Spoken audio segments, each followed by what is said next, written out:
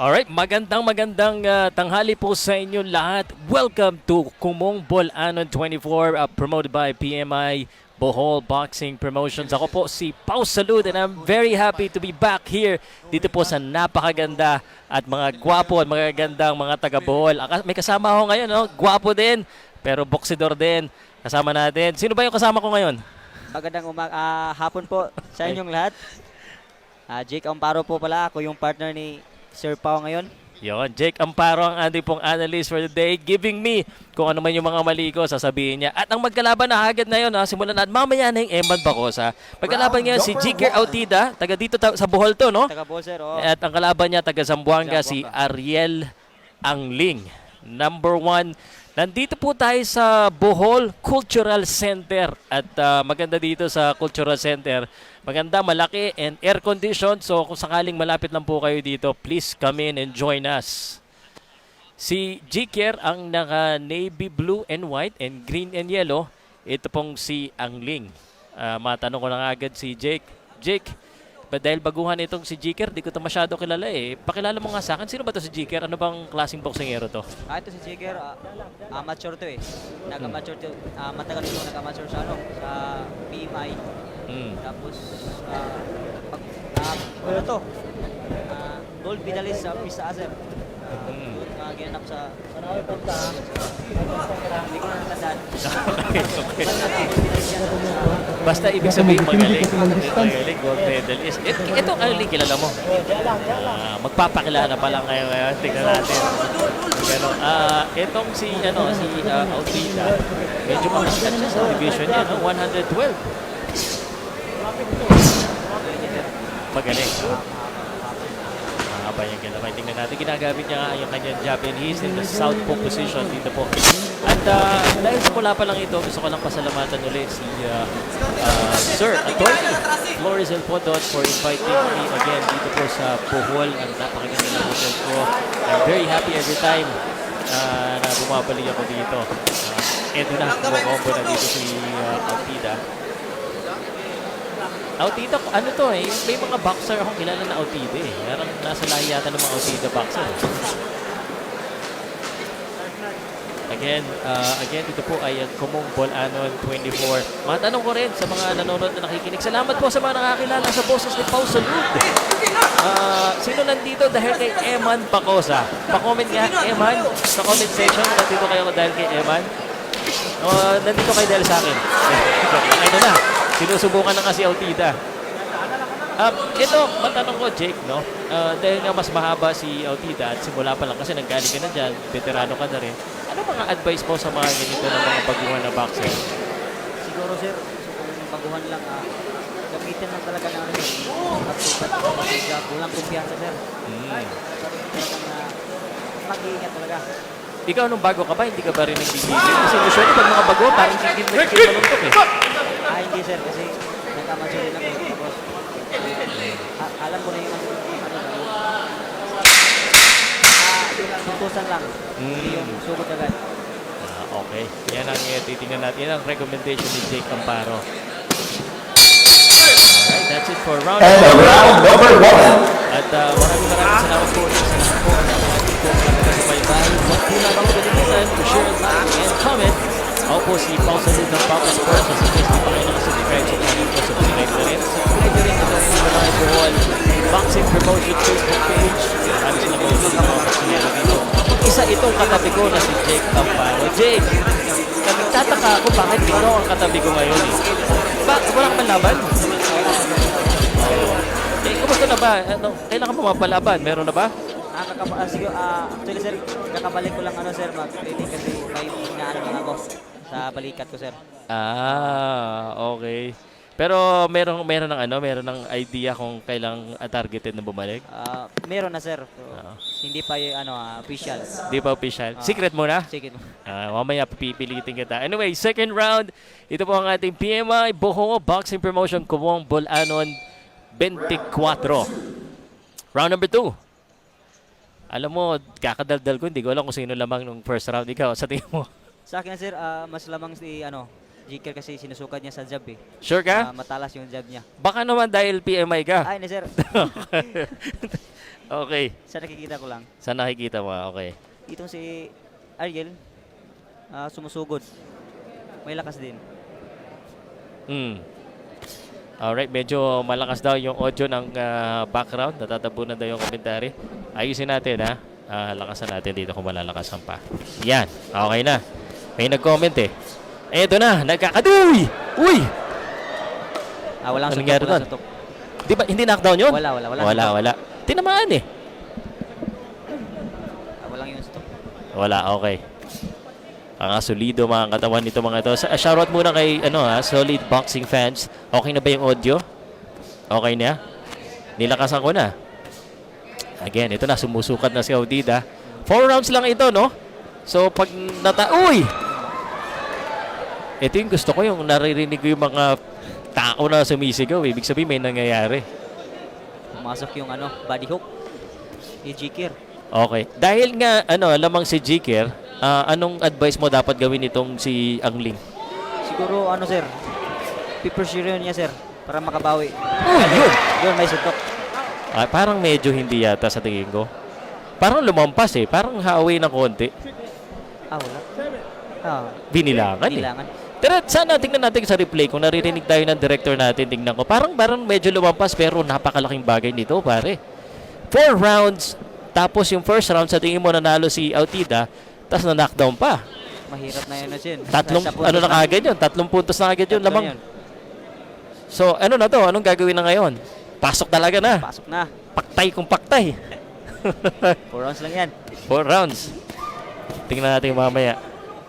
Jikir Autida. Hindi na, sir. Pumapasok na, sir. Ayan na nga. Parang inarinig tayo. Ikaw, sinasabihan mo yung kalaban nyo ng tips yan. Pag nanalo yan. Anyway, magandang tanghali po uli. Punta na kayo dito sa Bohol Cultural Center. Ang napakagandang venue po ng ating PMI Bohol Boxing Promotions. We are 30 seconds left in round number 2. 4 rounds lamang po ito in the 112 pound division. Okay. Pero kulang kulang ang pasok eh. Nakokontrol kasi ni Jikir yung distansya dahil sa kakajab niya eh. Tama, sir. Oo. Paano yun? Tapos southpaw pa. Parang hirap pasukin eh. Huli na naman. Ulit na naman. Uy! Wala Nadapa. suntok. End of round number 2. End of round number 2 and Jikir Autida mukhang nakakalamang dito. Parang 10-9. Hindi ka na tatanungin sa second round kasi na-knockdown eh. May suntok talaga, sir. Yung replay. Hindi na nga. May suntok. Pero akala ko kasi Anyway, the referee's decision is always final. So that means 3 puntos ang inahabol. Hindi ka naman nanalo dito pag kahit ipanalo mo yung 2 rounds. Oo, sir. So anong kailangan talaga dito? Paksa ka na. Bagsak ka na. Tama. Out din na, sir. Oo. Alam mo, importante pa naman. Kasi syempre debut itong kalaban si Ariel eh. Unang laban eh. Unang laban. Ikaw, unang laban mo panalo. Oo, panalo ako, sir. Oo. Pero parang hindi masyado parang challenge pag yung unang laban mo talo. So kailangan ibigay niya na lahat. Ayun, salamat po. Round number 3. Round number 3 na tayo. Kumong Balanan 24. Pau Salud from Pauco Sport. Jake Amparo. Ano kaya yung title mo? Nahawak? May hinawakan? Yung pinakamataas na title na nahawakan mo? WBO, sir. Asia Pacific lang. Wag mo naman ilang. Mahirap din yun. WBO, Asia Pacific. Yan na. Nakapasok. Nakatama ng straight. Nako, delegado. Yun yung sinasabi natin na magre-risk ka. High reward pero high risk din. Ayun, namumula na, natamaan yung mukha ni Angling. Parang first round pa lang yan, sir. Pula lang, first round pa lang yung Kaya kita katabi dito eh. Ikaw dapat nakikita mo talaga. First round pa lang namumula na. May pula na yan. Halatang boxer talaga yung katabi ko. Alam mo, pati mata namumula. Si Angling from Cairo Sea Stable. Shoutout sa Cairo Sea. Yung Cairo Sea, hindi pa ako iniimbita nito. Malayo yan, sir. Ha? Malayo. Malayo? Okay lang yun. Okay lang. Nakakarating nga tayo sa sa Jensan, sa Cagayan, sa Bukidnon. Sa Cebu lang ito eh. So mayong tanghali po sa inyong tanan, Si Jake, di ka nagbibisaya. Sabi mo, magbisaya ka. O, mamaya, sir. Oo, Kung mamaya. mas maganda ng ano, palitan. Makasabot man ako sa Bisaya. Bisaya man ako, bistak ako ba? Hindi talaga makapasok si, ano, Ariel. Yun na nga. Pag ganyan na yung kalaban mo, kontrolado yung distansya, anong gagawin mo ngayon? Ayan, oh. Kulang, parang kulang kasi siya sa isang haribas kagad, puro kanan, kulang sa fake, in and out, kumbaga. Tama ba ako? Siguro, Yung konting gulat? kung sa akin lang, papasokin niya, tapos suntok. Pero si Jigger kasi, magaling din sa, paglalabas. Magaling din pagpaibot na ako. Okay. Bisaya mo ba? Sige. Lisod-lisod yung tanong. Sige. Butbay. Diretso ba? Diretso. Yeah. Yun Okay. na. Igo na po. O yan na. Nagbisaya na to. Musulod yung straight. Ayun. Amping lang dapat amping lagi ito si Jiker kasi itong kalaban niya, Nakaikusog po. kusog pa rin ang suntok ba? Pakailakas. Yes. Palaban ako sa Bisaya, bay. Pero ang nanonood, Luzon, Visayas, Mindanao, kaya tatagalog ako. Tayo, 22 seconds na lang, round number 3. Kulang ng pressure ito si Angling. Galing daw ni Amparo, no? Pwede na.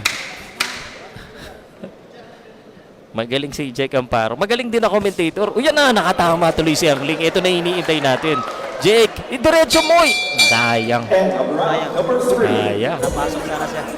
Yan. Round number 3. Kanino mo ibigay yun? Jigger pa rin. Jiker pa rin. Walang bias. Wala. Jigger pa rin. Si Angling, Kasi kay Angling yan. Bakit kay Jiker? sukat na sukat niya eh. Sakat na sakat. Kahit na may solid na tama kanan eh.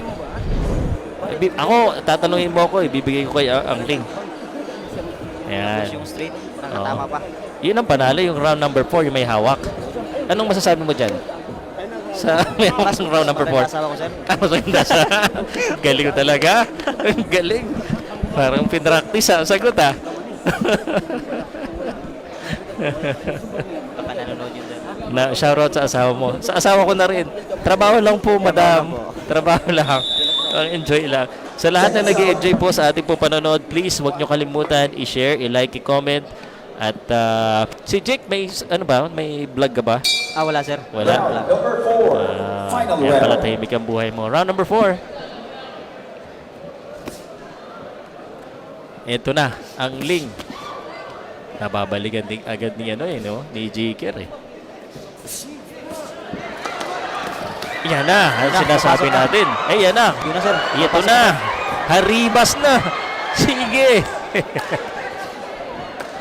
Ito yung sinasabi mo. Yun, sir.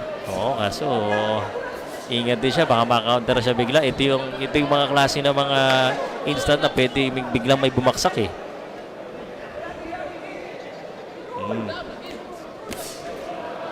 PMI Bohol. May lakas talaga si Ariel. May lakas ba? May lakas pa. May lakas. Kaso kailangan niya na ibigay lahat. Aanhin mo ang lakas kung hindi mo maitama. Di ba? Yun. Tingnan natin kung maitama pa niya. Last 2 minutes. Wala tayong babanggitin na sponsors. Sa yung director natin. Sana naman mapasalamatan natin yung mga sponsors natin, mga tumulong dito. Nakatama ng straight. Pero ngayon, at this point, hindi dapat, kumbaga, makatama ka ng mga tama, hindi ka na rin mananalo, di ba? The mathematics is not right. Kaya kailangan baraga na talaga kung ako si Angling. Pasok. Kasi yun nga yung sinasabi ko sa'yo, parang yung kanan niya, yun na lang yung lagi niyang nabibigay, hindi niya ma-set up na maayos. Kulang yung follow up. Sige. Tingnan natin. And Kagad eh. itong si Jiker, kailangan na lang sumayaw-sayaw dito. And he will get his second win. Last November yung kanyang uling laban na panood natin. And this one around, itong si Jiker talagang malaking bagay talaga pag mahaba. Except pag si Jake Amparo ka. Sorry. Yan natawa na naman. Speaking of mahaba, no, na matanong na kagad kita habang iniintay natin ito kasi maganda yung ginagawa dito ni Jiker, just controlling the distance, inuubos-ubos ang oras. Yung Eman Bacosa, no, pagkarating ko dito, daming tumitili yung babae. Maraming sir. Ah. Kamera nakatutok, sir. Marami. No? Iba talaga, Eman Bacosa Pacquiao. Sa weigh-in, sir. Oo. Papasok. Ito na. Naku, sumasabay pa si Jiker. At yung narinig mo yung crowd na nagbubulong-bulungan, parang nakakita Ayan na, 10 seconds na. 10 seconds para ibigay lahat ni Angling. Kung hindi, malamang ay matalo siya. That's the end of the bout. End of the bout, ang ating pong unang laban between Jiker Autida and Ariel Angling. Matanong ko si Jake Amparo habang pinapanood natin ang highlights. Is it safe to say, hindi ba tayo mapapahiya sa tingin natin sa desisyon natin? Ano sa tingin mo? Dahil sa knockdown, sir, parang hindi na. Hindi na. Hindi tayo magkakamali. Siguro sa knockdown. Sa tingin mo, 3-1, 4-0, Binani mo, sir. Nga. Sa score natin, Siguro, 3-1. 3-1. 4-0 dapat sa'yo kasi ayaw mo ibigay yung 3. Ako binigay ko yung 3. Nakakasakit. Kinuha mo na yung round 3. So, okay. So, Hindi, round 4 or 4. round 4 binigay mo. Hindi. Kahit pala, kunwari, binigay ng judge yung 3 and 4 dahil sa knockdown, kung nakuha niya yung 1, panalo pa rin. Panalo pa rin. Okay, so iniintay natin ang desisyon ng mga hurado, ang importanteng opinion po sa lahat. Salamat sa mga nagko-comment dyan. I-comment yung pangalan ko, isa-shoutout ko kayo, at pangalan ni Jake, isa-shoutout kayo ni Jake Amparo. Ang next pong laban natin, ang pogi na si Jericho Acailar from Cagayan de Oro. Kababayan mo? Kababayan, sir. Oo, may maganda rin ang storya nito. Yan, sir? Kasabay ko yan, nag-amateur sa sir, Cagayan. Pero, Bata pa yan noon. batang-bata ka pa. Ngayon, ito si Jerry. Maliit pa yan. Okay, ito na, desisyon. Ladies and gentlemen, before we announce the official result, let's give a round of applause for our two warriors inside the ring for giving us an exciting bout. After 4 rounds of professional boxing, we go to the judges' scorecards. All 3 judges, Angelito Piquero, Angelito Buwakin, and Arjun Siroy, all scores the bout 39-36 in favor of your winner by unanimous decision, Jiker Autida. 39-36. May isang so, 39-36, unanimous decision by Jiker Autida. Yun ang panalo. Jake. Tama siguro ako, sir, na. Hindi, sigurado na. Panalo ka na. Okay. Tama ka na. May nagpapa-shoutout sa'yo Binigay ko ni pangalan, nakalimutan ko na. Sino ba yun? Nawala na. Dumami kasi comment Shoutout po sa nakikilala sa akin. Wala ba kung dito? Dita. Di bali ako na bahala dito. Shoutout po sa lahat.